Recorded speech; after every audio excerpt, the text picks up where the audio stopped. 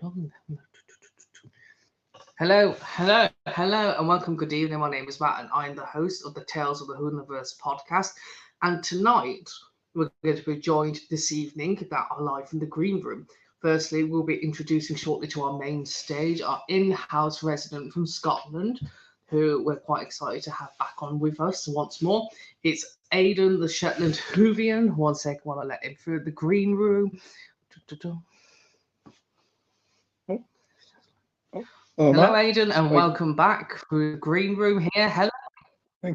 Hello, lovely to be back again. Hello, Aden, are you all right? Yeah, yes, hello. And tonight would. Oh, sorry. You seem to be in a different time zone. So, yes, you're all right. Yeah, yeah, I've not been too bad.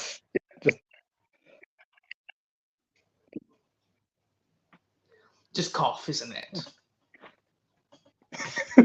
Oh, at this point, are you all right? Oh, don't worry, it's all right. If you're so he's waiting in the green room. He's feeling a very divergent appearance. He's recently returned as a Utermazon in something called On the Battles of Giant Causeway. He's a companion. He's an actor. He's wonderful. He's an incredible person after tonight's little introduction. But for you who don't know him from Doctor Who or Adam, tonight we're introducing Conrad Westmaas. So welcome to the main stage, Conrad. Hello, Conrad. Thank you. Hello, Matt. Hello, Aden. How are you? Yes, I'm doing very well, thank you. As you could probably hear, poor Aden's trying to keep up with his cold. Yeah, bless you, Aden. What are you taking, Aden, for that? It's mainly just Lemsip, which has helped a little bit. Yeah, should be hopefully fully recovered soon. Oh, bless you. Lots. My kit. The key thing is drinking, like hydrating like a fiend. I'm a big just hydrate, just drink loads, and that'll be good. Speaking, I'm drinking vodka and tonic, so just don't take any of my advice. Don't do that. Yeah, I mean, I've got a glass of water at the side, so it should be all good just now. Good lad. Yeah. So, Conrad, welcome. So, my first question to you, as an actor, now this is going to be very good for the Tales of the Whoniverse podcast, is firstly, how did you become an actor, and what is your earliest career moments? Oh yes, good question. So it started when I think when I went to school, as in my comprehensive school when I was like a teenager. I had I had one of those really good teachers that makes a difference. He was called Mr. Wilde, and he was quite scary. And actually, you can see Mr. Wilde in the film Hot Fuzz because it was all filmed in the West Country, and that's another story. But he was a really good teacher, and he was one of those teachers that really kind of didn't just go blah blah and teach you the lesson. He really got you like enthusiastic. Like the first play he took us to was, I think it was, oh no, what was it? It was a Joe Alton play. I can't remember the name. I was like Entertaining Mr. Sloan or something. It's that really hardcore 60s thing. And he took us to see Macbeth, all kinds of stuff. So I think he kind of really instilled that in me. And then I sort of went off to university, got jobs, and sort of got on with life. But I realized like I didn't really like working in an office. And so in my late 20s, I thought, you know what? I'm going to sort of bring back some of that old sort of boyhood passion, and I went off to drama school for 2 years, and yeah, I trained for 2 years. It was very tough, actually. It was I thought it was all going to be lovely and nice and putting on nice costumes and plays, but it was like being in the army. It was like 36 of us started and 16 of us made it. It was just like, it was really brutal. Like, you are never late, you are never ill. If your work is substandard, you're out. So it was like, oh my God. So it was pretty tough, like a tough training ground. And in terms of early career stuff, as with anything, whether it's writing or acting, whatever, you start small. And so I think my first play was above a pub somewhere on the King's Road. I don't think we were paid anything, much of anything. But my first, I would say, professional job was, professional proper paid job was a tour of a play called Abigail's Party, big famous play from the 70s. And I was understudying. So I was understudying two parts. So if any of those two guys got ill, I was on. and I got to go on, and so I got my first taste of being in a proper big theatre. And I was in my fellow cast, one of my fellow cast members, in fact, playing my wife, was one Lizzie Hopley. Whatever happened to her? Who wrote the latest audio. So yeah, I'm sitting here in complete full circle in my career. But that's basically how it came about. Yeah. Wonderful. Thank you so much, Conrad. It's just fascinating that you have had a massive connection with Lizzie, of course, from Terra Firma as well. And as I say, the recent Battles of Giants Causeway. Yeah, she's amazing, and it's funny. Yeah, it's often with, in fact, in any kind of acting job, it's very, very intense because it's you're just thrown together immediately with a group of people, and you don't get like a long time just to gradually get to know people. You just meet these people, and maybe on the first day you might read the script of a play. On the second day, you can be fighting, kissing as part of the play. You can be really intensely throwing yourself around with these people, so you just have to get to know people really quickly, and then you're kind of cooked under extreme pressure going towards like the deadline of when the play is going to be up, so you really just have to get to know each other. So it's very intense, so it's a very sort of intense time, and then afterwards everyone goes, oh, let's keep in touch, let's be friends. And 9 times out of 10 that doesn't happen, but sometimes you get a good one like Lizzie Hopley, who, and that cast, we all still meet up, 20 something, oh god, 25 years later. A long time later. So sometimes you just get those ones that really stick. So, and Lizzie is definitely one of those. Yes, she's an amazing talent, writer, actress, extraordinaire with Big Finish.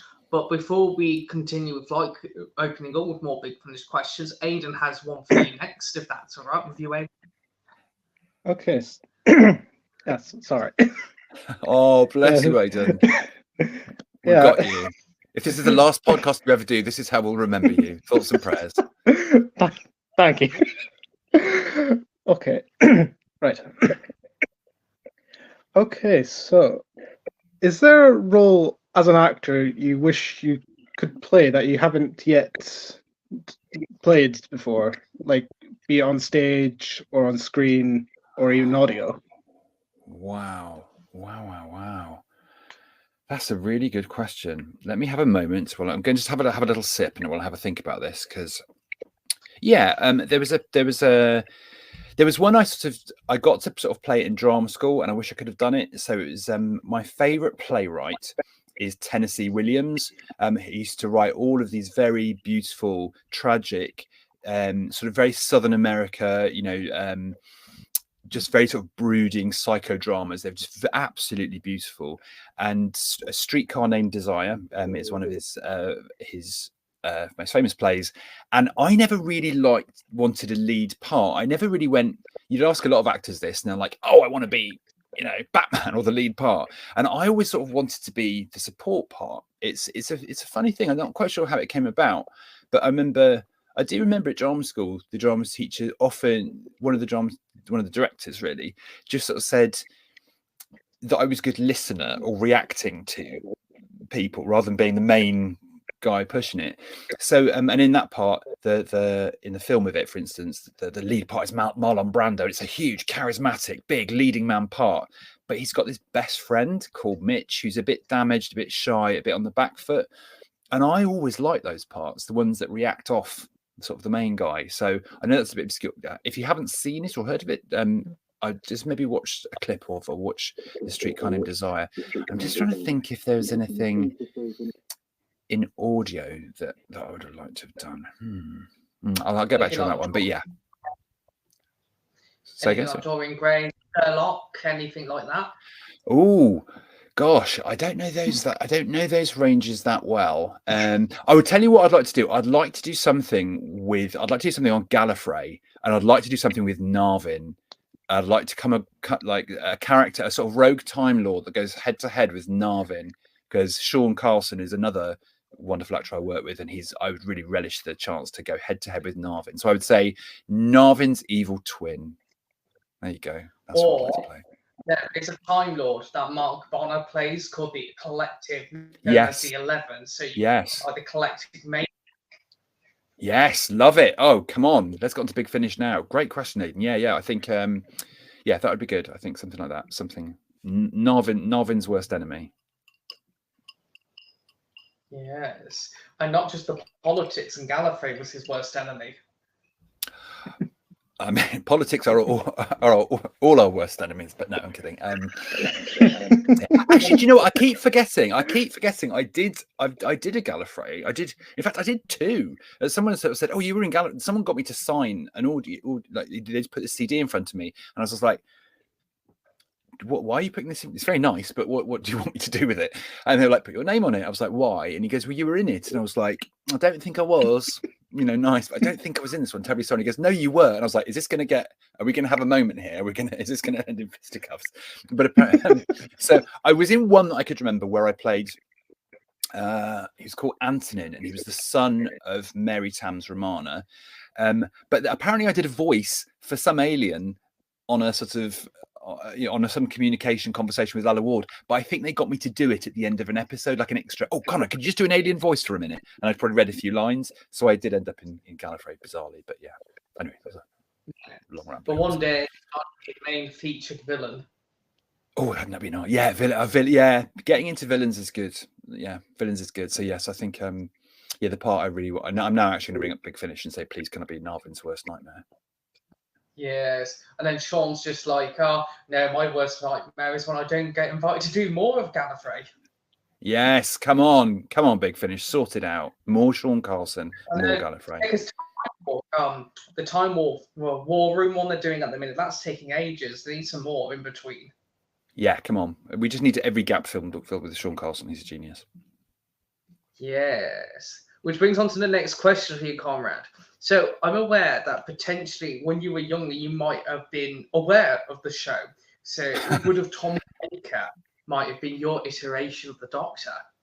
Yes. And have you seen his work or any of the others' work on the show, like Paul or Colin or Sylvester, any of them in action as the Doctor? I have seen every episode of Doctor Who that exists. I'm 105. I'm very old, and so my first, I've got dim memories. Oh my god, this is a real "how do you do, fellow kids" moment. I've got dim memories. My first memory of anything at all is the Sea Devils coming out of the sea, and I looked up when it was, and it would have been a repeat of the Sea Devils in like 1973 or 4. And I was 3 years old, and that's the first. I can't remember anything before that. So my first memory of life on this planet is the Sea Devils coming out of the sea. But my first proper episode that I watched was episode 1 of Robots, Tom Baker's very first, and that was my era. So yeah, Tom Baker, Liz Sladen, Ian Martyr's Harry Sullivan, Genesis of the Daleks, Pyramids of Mars, all the good stuff. That's kind of was my thing, and I was a sort of hardcore Doctor Who fan ever since then. And I loved them all. I love Sylvester. I love all of them. Yeah, and I literally have watched every single episode of Doctor Who since then. So can I just check that I'm answering the right question? As in, I've seen them all in Doctor Who. Yes. What is your growing goal, and have you seen others' work, including the movie with Paul? So you answered that question very well, Conrad. Oh, good, thank you. I just want to make sure I'm not going off piece. Yeah, it's funny, isn't it? Because I think that there's a thing with Doctor Who is that there is nothing like the love you have for your Doctor and your TARDIS team, and it's like so for me it was Tom Baker, Liz Sladen, Ian Martyr, and that's to me it's like an imprint, and generally your first is your first love, and to me that is what Doctor Who looks like, which is why I'm thrilled the Diamond logo's back. I'm like, yes, that's a proper logo. But can I throw the question back to you two, because I'm dying to know, like, what was your first Doctor, and was it the one you grew up with? Is that still your favourite? So what Doctors did you grow up with? Well, since he's dressed as him, let's get Aden to answer the question first. Aden, come on. Okay, right. Well, sorry, I've now taken over this podcast. This is now a hostage situation. People call 999. Sorry, Aden. You will answer this. Yeah. Yeah, so it's like blink twice if you need help. Yeah. They will never know. Okay, Yes. but in all seriousness, like I'm trying to remember, because I think my first proper memory of Doctor Who would have been, I think it was been like watching New Earth, like back in 2006, Right. like when I was like still a kid. Break my And then heart. How old were you in 2006 when you watching New Earth, roughly? 6. Jesus Christ. Yep, that's fine. And so you were 6 years old, and New Earth, do you think was your first memory of watching it? Yeah, it was my first episode, and I was kind of thinking, you know what, this is pretty good. But I think when a few years later, I ended up watching, I think it was called Doctor Who Live. It was like this live show that was in Glasgow at the time.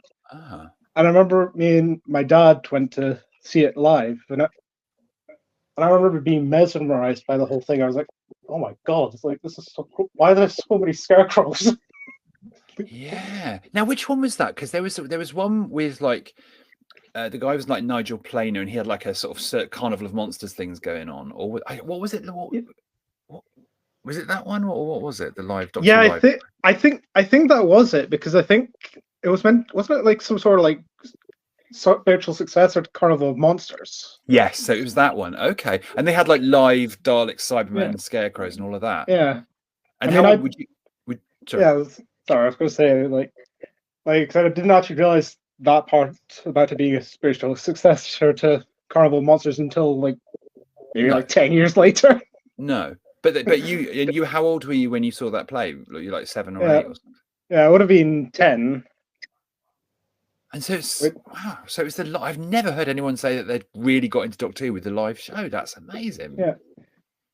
Yeah, because just like seeing it like in person, and just being like, oh my god, like this is actually really cool. Like, that's mind blowing. How about you, Matt? What was your first? Can you remember your first episode? And was that your? Oh, it's a very unique journey for me. It's 20 years ago in primary school, I had actually discovered Doctor Who by accident on the BBC website. This would have been about 2001, 2002, just like a couple of years beforehand. So I'd seen the faces of the 8 Doctors, and then I forgot about it. Year later, something had appeared on the website called Screamer the Shulker. So it was Richard E. Grant who was my first one. And then 2 years later, I had seen Eccleston on the telly and UK Gold that summer. So I'd already seen Pertwee, all the classic Doctors by the time Elizabeth Sladen had come to score reunion. So I'd already was familiar with everyone by the time she came through. That's amazing. Yes, about 2013 was my first dip into Big Finish at the old exhibition, which was Master, but which had Sylvester on it. So I got to be introduced to Doctor Who through Big Finish on audio because of Sylvester McCoy, Geoffrey Beavers, and some writer called Joe Lidster. So I nearly said Stalin by accident. Joseph Stalin, that famous play written by Joseph Stalin. Aden, obviously, to go back to him quickly before we move on, his life with the audios is actually your life, as Carey's, Charlie, and the 8th Doctor with Paul. So that's his era of Doctor Who on audio. Is that right, Aden? Yeah. Is that your? Yeah, because I know my audio journey actually does have kind of a weird start, which is technically it was that Davros Connections documentary on the Remembrance of the Daleks special edition DVD. Yeah. Because I had Terra Firma mentioned at the end of it. I was thinking, you know what, this story sounds interesting. Like, I think I might. Yeah, I asked her for it for Christmas, and then I got that CD for Christmas. That was my first proper Big Finish story. I mean, granted, I was confused about what was going on half the time because I don't think I had a bit of context, but you're not the only one. I did enjoy it. Don't worry, you're not the only one. That is unbelievable. That's what this is very unusual. I have to say, YouTube given like I've never heard someone saying they got their first experience like the live show or Shulker, but that's beautiful that Terra Firma was. Like what a funny way it shows how all of this sort of stuff that comes out of Doctor Who it's just like this program will just blink in, hook you, whether it's a cartoon, whether it's a live show, whether it's like an audio on a collection on a DVD set. That's wild. Mhm. That's wild. Gosh. Sorry, I've just kind of done a complete rabbit hole. Sorry, Matt. It's all right. So, Conrad, this brings you to our next question. So, let me just look at the section. I believe it's Aden who has gotten a question for you. Yeah, which just speaking about, like, this is kind of relating to terra firma, but yes, relating to carers, like how are you approached for the role by Big Finish, and how are you asked to play the role in the first place?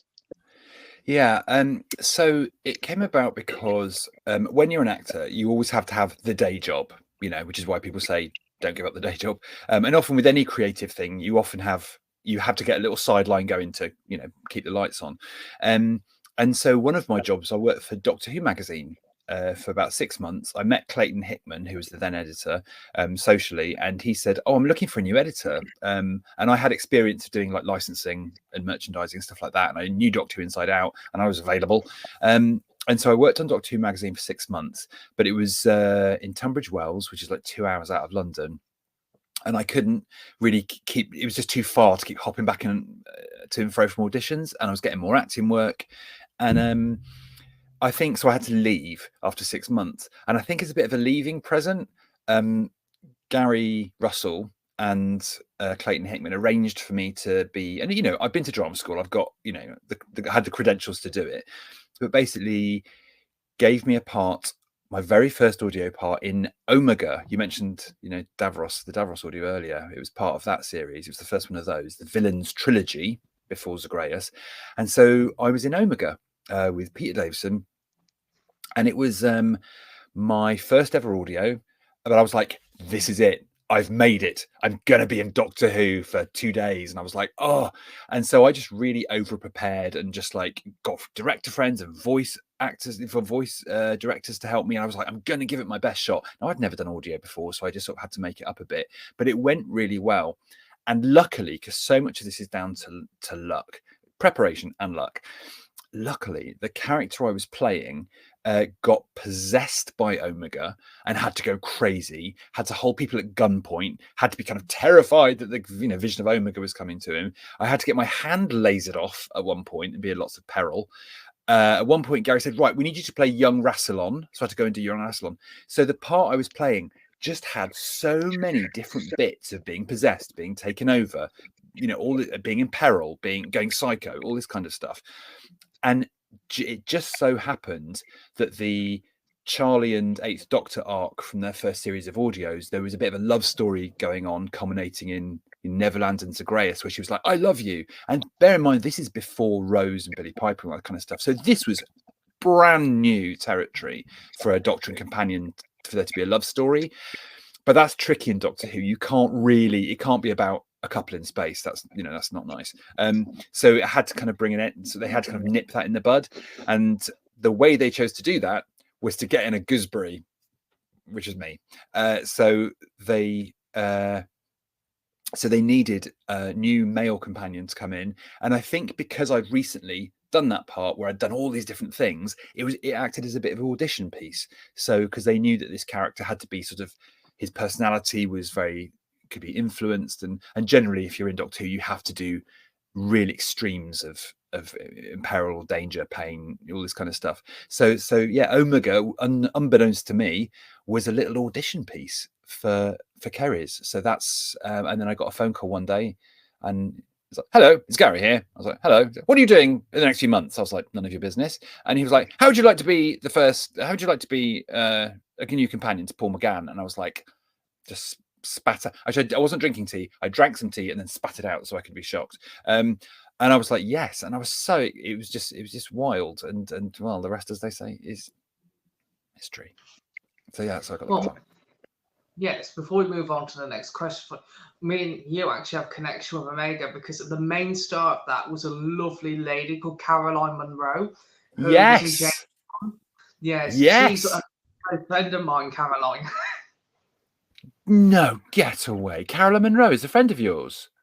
Yes, I see her all the time. Well, at events, and I'll go to a Christmas party.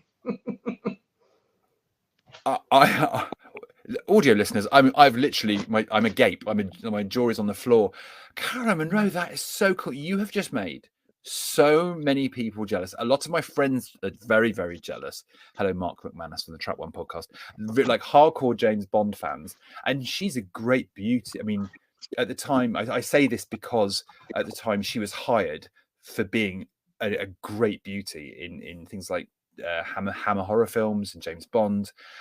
Oh, she was wonderful. And yeah, I can't believe that. God, Doctor Who's weird, all these connections. I got to tell you a story. When I was working for Doctor Who magazine at the time, and there's a brilliant comic.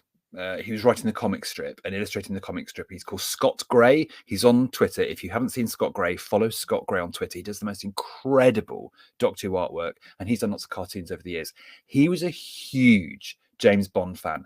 When I said, "Oh, I'm going to do this thing called Omega with Caroline Munro," he just went. He was just so shocked. And so I asked Caroline on the first day. I said, "Listen, I've got a really good friend, and he's absolutely wild about you. I don't suppose I could get an autograph or a photo that I could give him." And the next day, bless her heart, she brought in a 10x8 photo of her in a bikini from James Bond, saying, "Dear Scott, nobody does it better, Caroline Munro." And I think he was a very happy bunny. That's amazing. Isn't she lovely?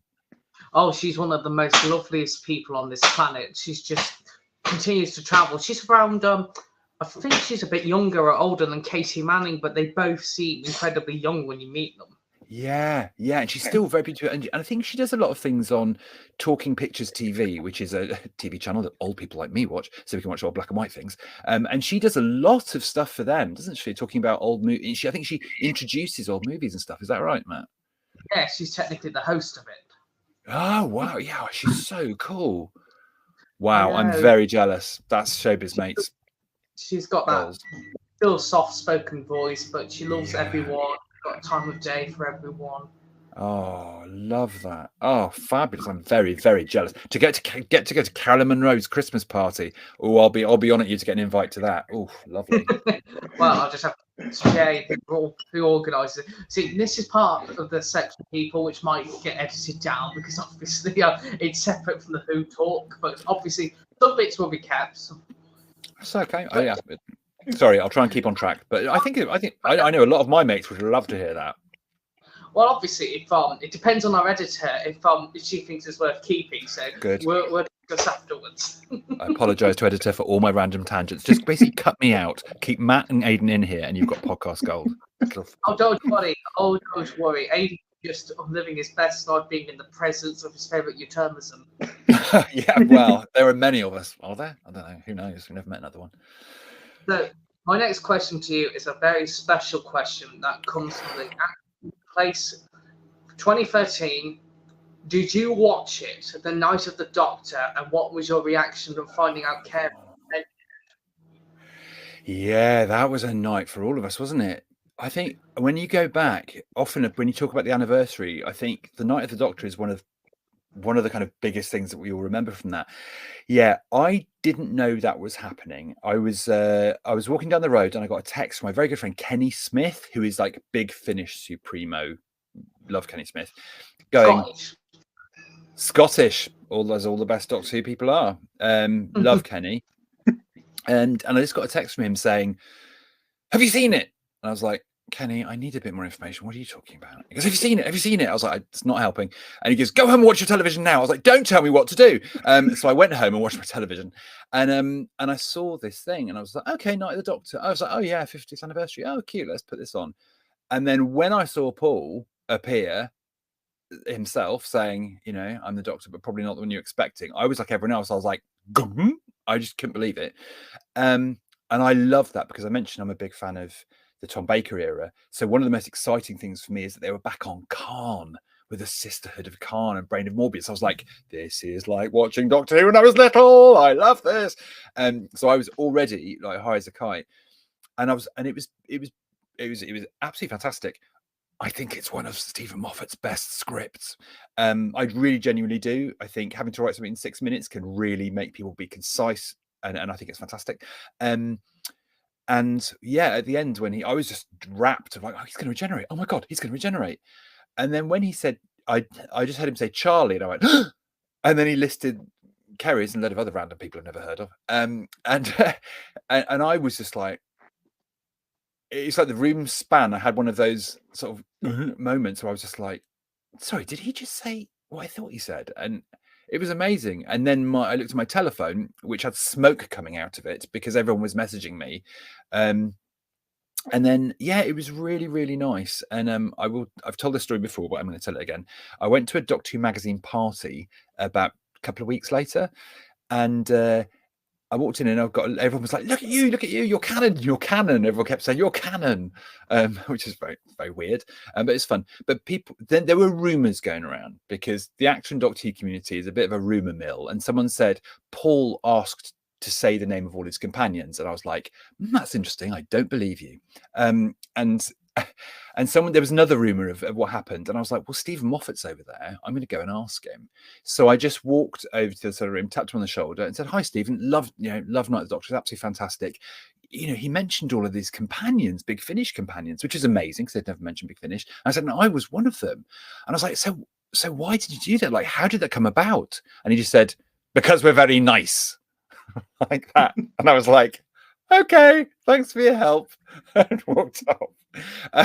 So that was fun. But yeah, I didn't know that was coming, and it was wild, and that's been really nice and bizarre and random, and I'm very honoured to be one of the people mentioned, to be amongst the first Big Finishes referenced on Night of the Doctor. Of course, and for people like Charlie and Carey's like yourself. Yeah. So Lucy obviously was played by the wonderful Sharon Smith. Yeah. By Ruth Bradley.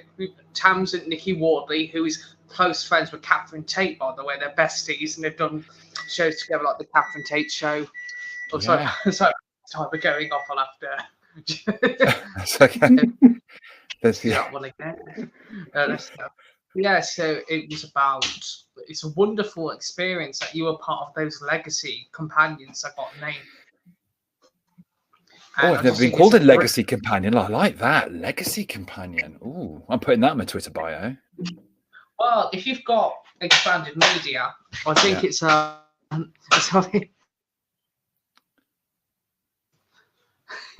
I seem to have just looked at a time track. I seem to have dimensioned. Oh, I do that. Oh, I'm glad it's not just me that does that. Yeah.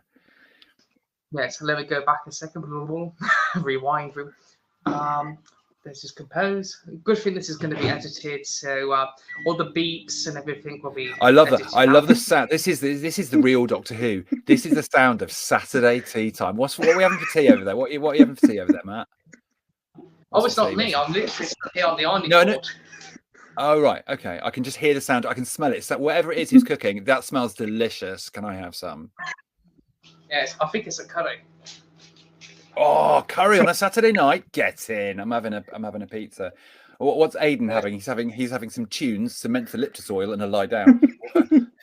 Right now, that's all I just need right now. That's it. He wants to do the famous Tom Baker curry sauce line because he does that all the time. Okay, we are not doing that on this podcast today. Yeah, I could do a Tom Baker impression later, but not. Please don't say that to me right now, Aiden. I'm not quite ready for that. We're not at that stage in our relationship. We're not there yet. Don't worry. Don't worry. I won't say that line. Maybe another line. Absolutely. Editor, leave all of this in. This is marvelous. This is Saturday Tea Time, Doctor Who live. This is the live Doctor Who Saturday experience, people. Love it. So to rewind, to go back, because I don't want on the tangent because of all this like beeps and so I love it. I love that. I'm sorry. Yes. So for the legacy companions, as you've played, which is, I think sounds a lot nicer than expanded media or whatever you want to call it, kind of.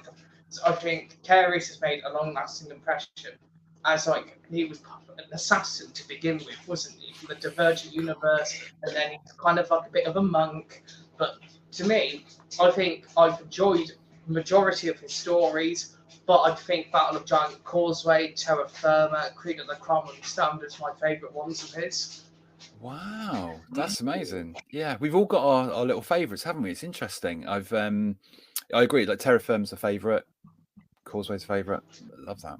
I think it's the humour, but we're not going to talk about the famous Other Lies. Is it the one where Carey's is court-martialed into like the street by that horrendous guy that kept whipping him across the street? Yes, yeah. Again, a chilling insight into my personal life. It was Other Lives was fantastic, and I often say they gave us a lot of tragedy, and Kerry's had a lot of. Obviously, he had a very tragic. You know, killed his wife, had to kill his wife. There was, and you know, he sort of went out in a ball of flame, and there was a lot of tragedy in there. But you never really know with a team, like how like the kind of stories that really suit them. And for Paul and India and I, like we really like the fun ones. If there's action, like there was in Battles of the Giants Causeway, if there's humor, particularly in things like Faith Stealer is a favorite of mine. It's so funny. I like the funny ones. So yeah, we've all got our favorites. I'm going to take over the podcast again and ask Aden. Do you? Terra Firma was your first. Do you have any favorites? Or yeah, because I think of some of my favorites, because I know like Terra Firma is an obvious one, but another few of my favorites are like The Natural History of Fear, and one I don't hear many people say, The Last. I don't hear that a lot. I've got a good friend called Dylan Reese who does the Too Hot for TV podcast, which you should please follow that because that's amazing. And you're the only other person apart from him who I've heard who said The Last is a favourite. Really? Yeah. You don't hear it a lot, you know. It's because your favourite stories are often, I don't know. It's The Last is quite it's quite bleak. And that's often the sort of thing. While it's very good, it's often not the sort of thing that gets people's attention as the most exciting or the funniest or whatever. But yeah, The Last is great. Wow. Yeah. Great. I love that. Thank you. Well, I think for me, the greatest thing about things like these audios, I think with things like The Next Life, I just like the fact Carey's comes from a whole universe where he knows nothing about things like the Daleks or Rassilon, even the Sunshine Routines recently. I think for me, it was one of the most relatable moments. For the first time in Carey's life, he could relate to the Routines without realizing they're actually the villains because they're just being misrepresented. And I just thought that was the best way to approach Carey. He's from another universe. He felt like an outsider, and he thought that Routine was like an outsider like him to be realised they were the baddies. Yeah, that was you're absolutely spot on, Matt. I think that was my favourite thing about Battle of Giants Causeway is like because often it's quite Carey's. I'm not going to lie, he was quite a difficult character to get your head round. I think you said it earlier, Matt. It's just like there's lots of different sides to him. He's quite dark and capable of very dark things. He's also a monk. He's quite hot-headed and headstrong, but he's also quite sensitive and empathetic. It's like there was a lot of stuff it took a while, and because it's like an invented space character, you really have to just you can't just assume, oh, I know that kind of guy. You have to invent him from scratch. So often it was quite hard to know how he'd react to things. But that moment where he's with the Rutan and yeah, as you said, quite very, very, very perceptively that there's some real empathy there of like, wait, you're a shapeshifter. Hang on a minute. I think I know what that feels like. It was a beautiful moment. And Lizzie Hopley worked with John Dorney. And that was sort of for Carey's, that was the heart of the story. So full marks to Matt. That's absolutely spot on. Yeah. Oh, absolutely, and I just think the beauty of the story comes from, it's an island, it's places that Carey's obviously would never have heard of. What's an island? Because Divergent, you never have gotten things like that. It was all desert and rocks somehow. Yeah. And the thing is, I actually, it's funny, although Carey sort of belongs, in inverted commas, in the Divergent universe, I think dramatically it's much better when he's in the real universe, because then he's really got to confront things that he's got no idea what they are, and the listeners can like, oh, he's beaten a Dalek and he's got no idea. And also other people react to him going, who's this weirdo? So when he lands in Victorian London, they're like, right, freak show. So it's dramatically it's more interesting for me when Carey's is in the real universe. Yes, which comes to the next question. We kind of, before I pass it over to Ed, we kind of addressed about the Battles of Giants Causeway a little. So Aiden's going to be asking you about the return for Battles of Giant Causeway. Okay. Over to you, Aden. Yeah. Yeah. How did you feel like about returning to the role of Keres, like after like quite a long absence, like since Absolution? And do you feel we will hear you once again in the role, like anytime soon? Yeah. So it was. Let's be honest. It was 17 years, and I don't know if you guys can remember when you were 17 years ago. You were probably children. But 17 years ago is a blinking long time. Please tell me you were actually born 17 years ago. I can't really tell. Once you get over the age of 50, everybody under the age of 40 is just like a baby. It's very young. So 17 years is a very long time. So I ask your listeners to cast your mind back to what you were doing 17 years ago, the job you were in, the school you were in. And if someone from there said, oh, would you mind popping back and doing exactly what you did 17 years ago? That is actually quite a challenge. So I didn't have any choice, is the first thing to say, because they were, as I understand, I've since found out that Big Finish were planning this Sontarans versus Rootens box set. They knew they wanted different doctors. They knew they wanted a McGann, and they're like, right, okay, McGann and Charlie. And Lizzie was like, what about let's give this a twist? What about if we bring Keres back? And I think because I hadn't done one for ages, and I don't act anymore, so apart from bits and bobs, and they were like, David Richardson, the producer, was like, oh, would he do it? And because I've known Lizzie for 20-something years, she goes, oh, he'll do it. So I didn't have any choice. So I didn't have to. So it was just something I had to do. Of course, I would have done it. I was very surprised. I honestly never thought we'd ever see him again. There was, but I had to really, if you haven't done something for 17 years, you really have to kind of go back and try and remember what you did. I did a bit of research. I did listen to a couple of the old ones so I could hear what I sounded like. And that was listening to yourself is always horrible. But I could really hear the bits where it worked, the bits where I struggled, the bits where I was like, oh yeah, that was quite good. And so I went back and listened to it. Now, obviously, and in those 17 years, a lot's happened. I've grown up and changed a lot. And if I was to start playing Keres today, I would do him very, very differently. But you've got to sound the same. There's no point me like radically reinventing the character. He's got to sound like he used to. So it was like, for me, it was a bit of a balancing act. I wanted him to sound exactly like he used to. And I think when I heard it back, I was like, yeah, Paul, India and I, this sounds like, I think you could drop that into the old range back in the day and it would sound okay. So I think we got away with that. But at the same time, I did want to bring a little bit of maturity and a little bit of into the performance. And I think that's why stuff like that slightly deeper resonating stuff about the shapeshifter, that lovely scene where I could just bring it down and be really quiet and yeah, so it was a mixed challenge of trying to do it like I used to, but also just sort of flesh it out a bit. So that's what that was like. And also I have to say I was extremely nervous because I hadn't been in the studio. Things have changed a bit. The director and some of the actors weren't in the studio. They were beaming in directly and I didn't know until I was in the studio. So I was like, hi, Conrad, it's the director. And I was like, hi, I can't see you. Where are you? And he's like, I'm in your head. He was just in my cans. So it was kind of, that was a bit unfamiliar. But the nice thing was, I was like, can I still do it? What's this going to be like? And the nerves just were on the like, right, can we have you in the studio, please? And the first scene was the TARDIS crashing, which had to be an absolutely 10 out of 10 stakes drama energy. And so after 17 years, I had to take a very deep breath and just throw myself in. And it was within a few seconds, it was like we'd never been away. The three of us were throwing ourselves around the room like idiots. And so, yeah, it was once we'd started, we were off and it was like we'd never been away. In terms of any more, there are currently no plans or I don't have any scripts. I've got no anything for Keres to come back. This said, there have been rumblings at Big Finish that they would be open to and maybe thinking about doing some more. But I believe at the moment they're doing a lot of banking, a lot of audios with the old doctors. So if he did come back, it wouldn't be for a while, probably.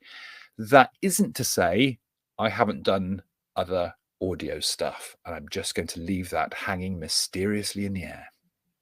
Does that answer your question, Aden? Yeah, yes, it does. So also, regarding that note, given the fact they have those box sets, Classic Doctors, New Monsters, would you be also happy if Careys could come and meet like some of the other monsters from the new series with the 8th Doctor, because they're now doing the assistants? Matt, that is absolutely speaking my language. My very, very favourite thing about Doctor Who is the monsters. Ever since, because I think it's because when I grew up, it was like my first experience of Doctor Who, the first season was like giant robot, Wirren, Daleks, Davros, Cybermen, Zygons. So I sort of thought it was just a program about monsters, really. So I insist on a good monster. That would be all my dreams come true, Matt. That'd be all. Excuse me. That would be all my dreams come true to come back and do one of those. Please write, everybody. Please write to Big Finish and say Conrad needs to be in the Classic Monsters series. Yes, which brings now to that was actually our final question. So the time has come for questions. So I shall start first. It was the question I firstly prepared for you before we came onto the call. It was so what other TARDIS would you like to have seen Careys travel with, even if it's a one-off audio? It could be Ncuti, it could be Capaldi, it could be any other Doctor. Very interesting question. I mentioned Tim Treloar. Sorry, excuse me. Excuse me. This is. I think I've caught Aden's cold via the podcast. We mentioned Tim Treloar, and I've worked with Katie Manning on an Iris Wildtime audio, which is, of course, completely wild. And I think Careys in a 3rd Doctor audio with that team would be really fun, because Careys stuck on Earth in the Pertwee era with UNIT is absolutely fish out of water. I think the key thing I realized with Careys this time around is the writers used to be like, he doesn't fit in anywhere. How does he, if he gets taken to Earth, people think he's a weirdo. And I think I clicked now. I realized that's the virtue of him. The thing about Careys is that he doesn't fit in. So I'm the more fish out of water he is, the better. So I would say Pertwee, Tim Treloar, Katie Manning, 3rd Doctor, UNIT. Also, when they come around, when Jodie comes around to do Big Finish, I'm going to be in those, and I'm just going to tell you that. I fully intend to be in that. So yeah, 3 and 13. On that note about it being the 3rd Doctor one, what if Careys is like stuck with UNIT, like the 8th Doctor and Charlie get separated, and then, knowing the brig, he might think it's a different type of sea devil trying to go after him. Yeah. The brig would be like, blow him up. Absolutely. And it's just like Roger Delgado turns up and Careys is like, I'm now instantly under the influence, like, because he's the most he's so easily influenced. So the Delgado master would have him as his puppet within seconds. Yeah, this is great. But it's because he doesn't. It's almost now I think it's like, what's the most unlikely situation where Careys couldn't cope? That's where you should go. Yeah, brilliant. Of course, what you should do there is get the master like in the story with Careys, even if it's not with the 3rd Doctor. It would be fun if Beavers or Eric Roberts comes along to play with you lot.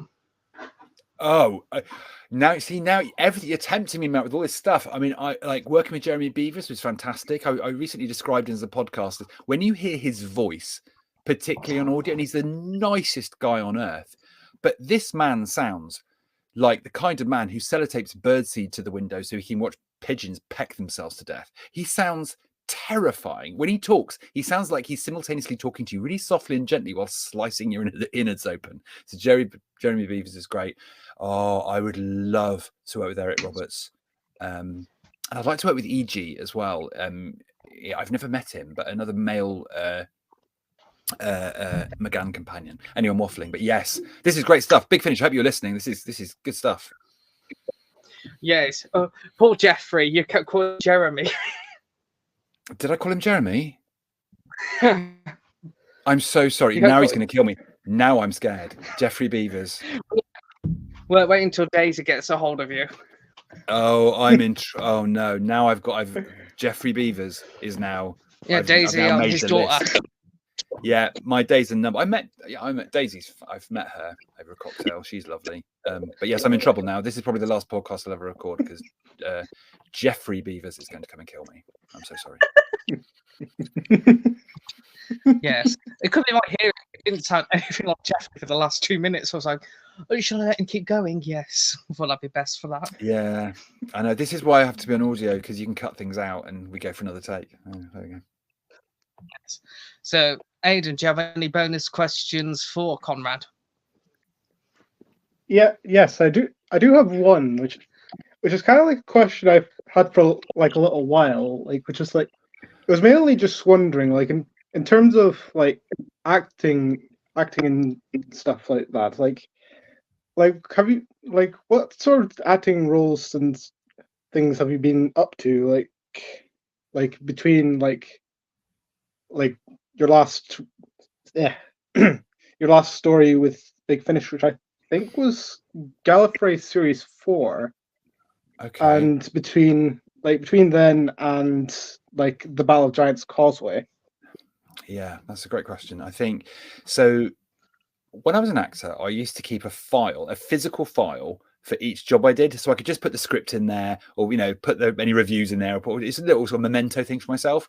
And there came a point where I decided to stop acting. I said, for various reasons, I was like, do you know what? I think I'm done here. I've done everything I wanted to do. I fulfilled some ambitions. I played Shakespeare at the Globe, and I was like, I think I'm done, and I think I want to give it up before it gives me up. And so Gallifrey was the very last folder I had, and I was like, well, that's kind of nice. I went through my acting career having no idea, starting at a little room above a pub, and I ended up on Gallifrey, and I was like, that's a really nice place to end it.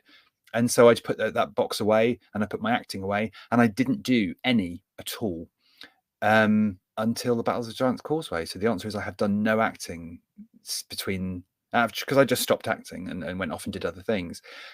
So I haven't done any acting between then and now. So when I talk about being a bit nervous about coming back for Battle of Giants Causeway, it wasn't just like I'm being in Doctor Who again. I mean, I hadn't acted for 17 years. So yeah, I've done other things. But funnily enough, it's funny how life goes, isn't it? Since then, various little bits and bobs have come up. I just want to take a little side hop. Sorry, Doctor Who people, just bear with me on this one. Back in the 80s, there was another cult Saturday night family show called Robin of Sherwood. It's a beautiful show. It's on ITVX. If you've never seen it, just go and watch it. It's fantastic. It went out the same season as Colin Baker's season 22. So while on one side there was Time Lash and all that kind of stuff, on the other side there was Robin of Sherwood. It is one of the most beautiful programs that's ever been made. It's 40 years old this month, and like Big Finish, they're doing some audio ones on the side called Tales Untold, yes, which expands on various characters. And I was very lucky that Barnaby Eaton-Jones, the producer of that, who I know from Doctor Who, because everything always comes back to Doctor Who, said, I've got the perfect part for you. Would you do it? And it was he didn't know I'd just come back to Doctor Who. So I did that. We also recorded a very exciting little something, not Doctor Who wise, in there.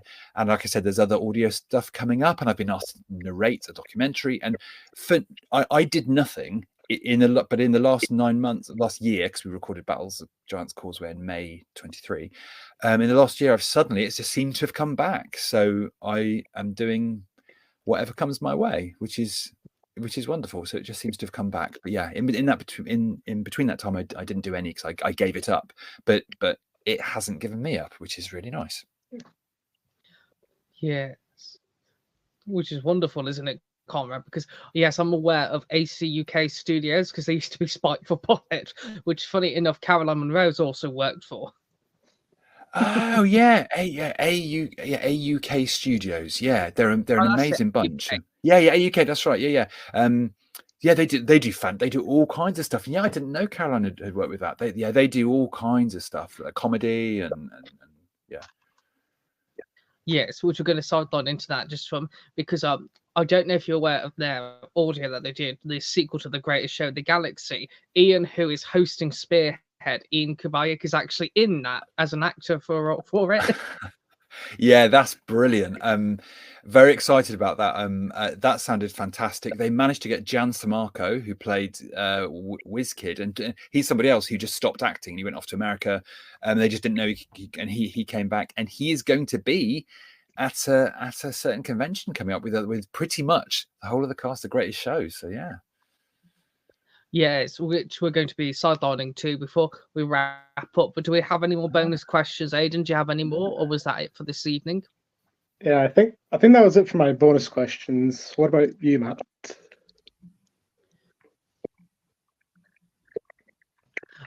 Do I have any more bonus questions? Not really, but just wanted to say to Conrad on the side, I've actually gotten this recently. It's Paul Sonic What? from the Big Finish covers list. Yes. Wow. This is from Where did you? This came from Florida. From Florida. That is a very, very God. That is a lovely Sonic. That is beautiful. Yes. Yes, it's Very, very funny nice. enough. It which relates to the side convention that we're actually all going to be attending.